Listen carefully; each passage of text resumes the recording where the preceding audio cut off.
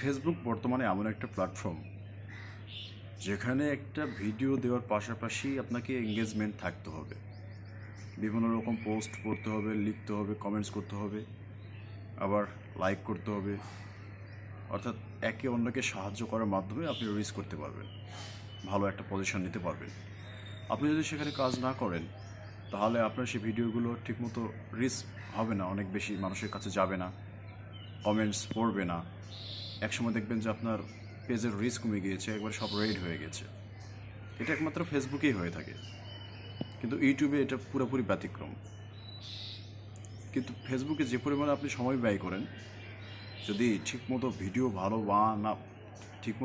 ভালো না বানাতে পারেন তাহলে আপনার সেই সব কার্যক্রমই বৃথা যাবে। কারণ ভালো ভিডিও না হলে এঙ্গেজমেন্ট এমনিতেই পারবে না। আপনি যত চেষ্টা করেন, হয়তো সাময়িকভাবে কিছু মানুষের সহায়তা পেয়ে আপনি লাইক পাবেন, কমেন্টস পাবেন, কিন্তু আসলে দীর্ঘমেয়াদী নয় যতটা ইউটিউবের জন্য। ইউটিউবে একটা ভালো মানের ভিডিও তৈরি করার পাশাপাশি অন্যান্য কিছু কাজ করার থেকে সময় যতটুকু দরকার তা লাগে না, কিন্তু ফেসবুকে অনেক সময় দিতে হয়।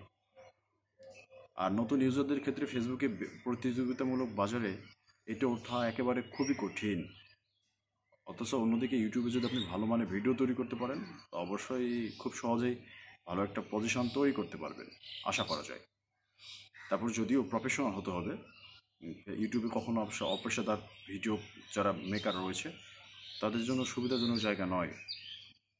আপনি ফেসবুকে একটা প্র্যাকটিস করে সেখান থেকে পরবর্তীতে ইউটিউবে কনভার্ট করতে পারেন, তাহলে একটা ভালো সুবিধা করতে পারবেন। তো আমি এই ভিডিওটা আসলে করতেছি, অনেক দীর্ঘ হয়ে যাচ্ছে কারণ আমার আবার এখানে মোবাইলের জায়গা কম। সো একটা ভালো সাজেশন দিলাম, অবশ্যই কাজে লাগাবেন।